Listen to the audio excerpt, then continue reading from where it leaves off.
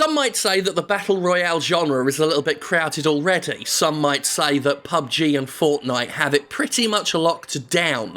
But if you're Boss Key Productions, you're going to say, fuck all that, have another one. So here's another Battle Royale game for you if you're interested. This one's interesting, though, because Boss Key Productions, Cliff Bleszinski's outfit, recently announced that Lawbreakers, that big multiplayer competitive game they were working on, no one wanted to play it, so then they're just not going to work on it anymore, and that's a shame. I mean, artistically it looked interesting enough. I never played it. It sounds like nobody did, which, again, I'm not saying that's good. That's a shame. I'm not sure if introducing another Battle Royale game to the litany of Battle Royale games is the way to claw back your sunk investments. I could be wrong. This one has a game show aesthetic to it.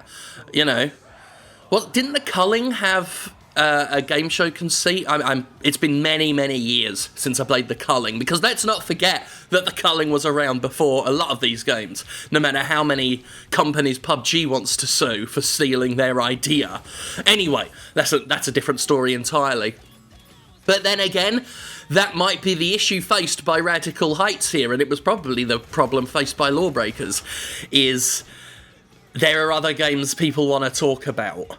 If you talk about Radical Heights, you will probably just end up meandering and drifting off to talk about Fortnite Battle Royale or PUBG.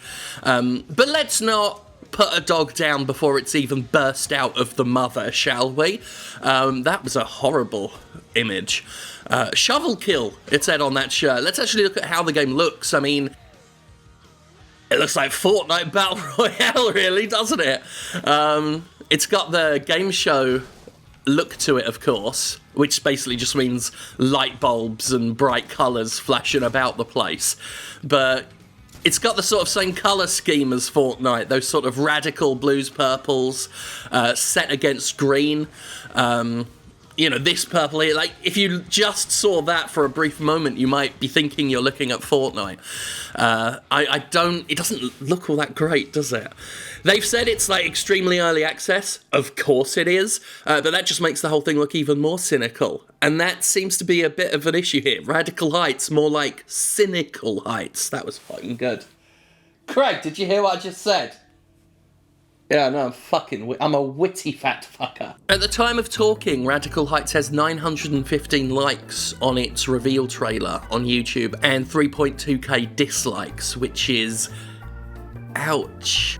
It would appear people are taking this as an incredibly cynical game. I mean, again, it's come out looking very rushed. They've managed to cobble together something that doesn't look like a Steam Direct asset flip or something that atrocious. It at least looks like let's be honest, visually it looks a little bit more together than PUBG even. But having just ceased support for Lawbreakers, which looked like it was jumping on the hero shooter train, where that was a big craze for a while, it looks almost like cultural parasitism that they've jumped from hero shooters to battle royale games in an instant, like a flea hopping from dog to dog. And I mean no disrespect to Boss Key, I know that is going to sound a little bit rich, having just compared them to a flea. I mean, I know Cliff Bleszinski, I've met him, we get on well enough, but perception is everything, and if I'm being perfectly honest, this is currently being perceived as a bit of a desperate move. I mean, I really hope I don't have to have another conversation about how market leaders lead, they don't follow, and a lot of people won't buy a game that's just aping another game's experience. Since they already have the original experience, you're better off trying to find something they don't have rather than something they already do. But Boss Key should know all about that because they tried to sell people a hero-based shooter and people already had that and they didn't sell. They didn't sell!